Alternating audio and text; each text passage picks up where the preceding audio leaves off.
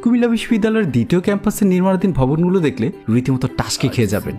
প্রিয় দর্শক, আপনাদের আবদার পূরণ করতে আজকে আপনাদেরকে নিয়ে যাচ্ছি কুমিল্লা বিশ্ববিদ্যালয়ের দ্বিতীয় ক্যাম্পাসে। কুমিল্লার লালমাই পাহাড়ের পাদদেশে অবস্থিত প্রায় 200 একরের ক্যাম্পাসটিতে আজকেই প্রথম আসলাম। বিশ্বাস করবেন কিনা জানি না, এখানকার নির্মাণাধীন ভবনগুলো দেখে রীতিমতো চোখ আটকে গিয়েছে। এতটাই দৃষ্টিনন্দন। সত্যি বলতে এত সুন্দর ডিজাইন দেখে যে কেউ ফিদা হয়ে যাবে।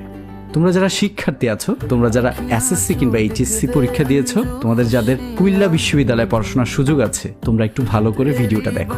এত সুন্দর ক্যাম্পাসে যদি পড়াশোনা করতে পারতে তাহলে খুব ভালো হতো না? বলতে পারো তোমাদেরকে একটু লোভ দেখাচ্ছি।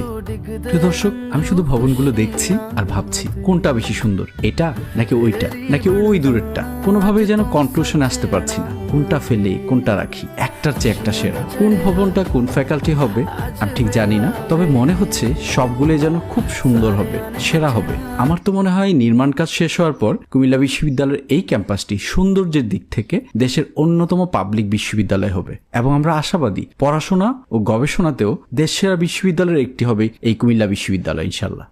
কুমিল্লা বিশ্ববিদ্যালয়ের এই ক্যাম্পাসটি নির্মাণের দায়িত্বে নিয়োজিত আছে বাংলাদেশ সেনাবাহিনী। আর বাংলাদেশ সেনাবাহিনীর কার্যক্রম সম্পর্কে আমরা কম বেশি সকলে অবগত আছি, তাই নির্মাণ কাজের মান নিয়ে আমরা শতভাগ আশাবাদী। প্রিয় দর্শক, ক্যাম্পাসটি নির্মাণাধীন অবস্থায় নিরাপত্তার স্বার্থে এখানে প্রবেশে বিশেষ নিষেধাজ্ঞা রয়েছে, তাই চাইলেই এই ক্যাম্পাসে প্রবেশের সুযোগ আপাতত আপনাদের হচ্ছে না। তবে কিছুদিন পর নির্মাণ কাজ শেষ হলেই চমৎকার এই ক্যাম্পাসের সৌন্দর্য সবার জন্য উন্মুক্ত করা হবে বলে আশাবাদী।